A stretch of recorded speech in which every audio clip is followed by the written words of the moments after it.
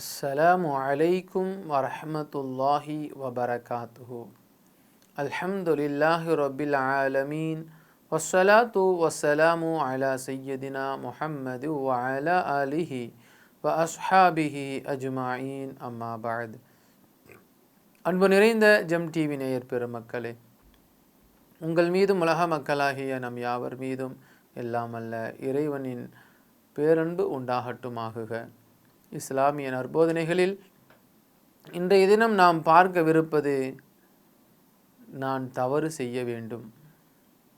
அருமையான பெருமக்களே, கொஞ்சம் யோசித்து பாருங்கள்.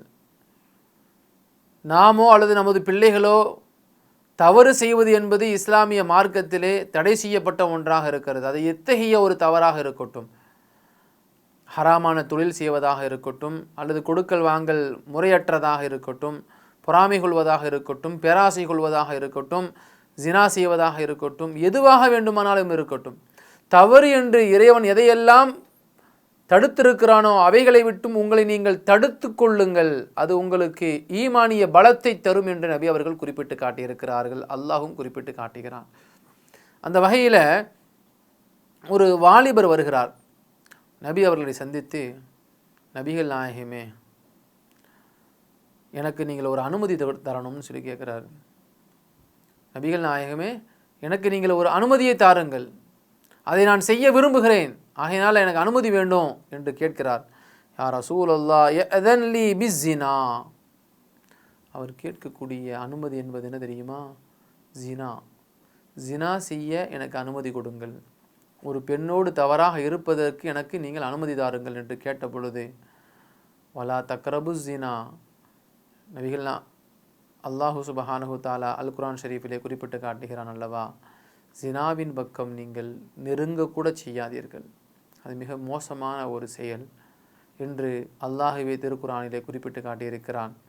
ஆனால் அவர் கேட்பது, ஒரு பெண்ணோடு தகாத உறவு கொள்ள வேண்டும் என்று நான் ஆசைப்படுகிறேன், அதற்கு எனக்கு அனுமதி கொடுங்கள் என்று நபி அவரிடத்திலே கேட்ட பொழுது, நபிகள் நாயகம் ஸல்லல்லாஹு அலைஹி வஸல்லம் அவர்கள் அவருக்கு பதில் சொல்வதற்கு முன்பாக அருகாமையில் அமர்ந்திருந்த சில தோழர்கள் வந்து என்ன செய்கிறாங்க, சஹாபாக்கள் கோபப்பட்டு அந்த கேட்ட அந்த வாலிபரை இழுக்கிறாங்க.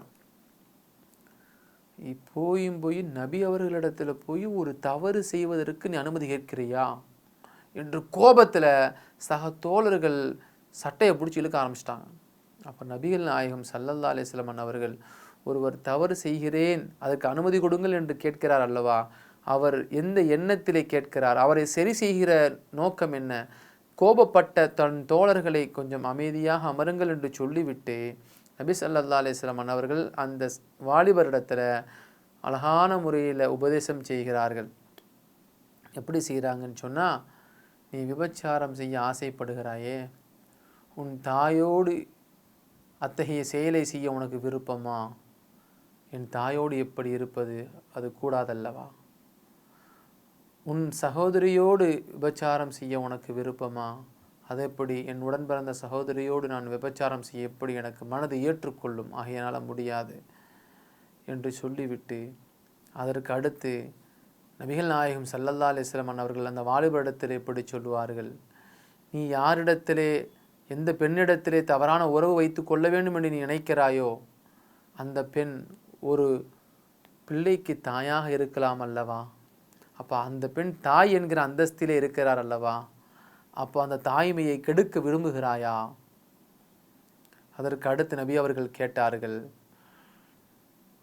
ஒரு பெண்ணை நீ விபச்சாரம் செய்ய ஆசைப்படுகிறாய், ஆனால் அந்த பெண் ஒருவருக்கு சகோதரியாக இருக்கலாம் அல்லவா, அவர் அந்த சகோதரி என்கிற அந்தஸ்தில் இருக்கக்கூடிய அந்த பெண்ணுக்கு களங்கத்தை ஏற்படுத்த நாடுகிறாயா என்று சொன்ன பொழுது அந்த வாலிபர் உணர்கிறார், யா ரசூலல்லாஹ், நபிகள் நாயகமே, நான் தவறாக அப்படி கேட்டுவிட்டேன், என்னுடைய வாலிபத்தினுடைய மிடுக்கால் அப்படி கேட்டுவிட்டேன், நான் மிகப்பெரிய ஒரு தவறு செய்துவிட்டேன், யா ரசூலல்லாஹ், என்னை மன்னியுங்கள் என்று சொல்லுகிற பொழுது நபிகள் நாயகம் ஸல்லல்லாஹு அலைஹி வஸல்லம் அவர்கள் அந்த வாலிபருக்காக வேண்டி இப்படி துஆ செய்தார்கள்.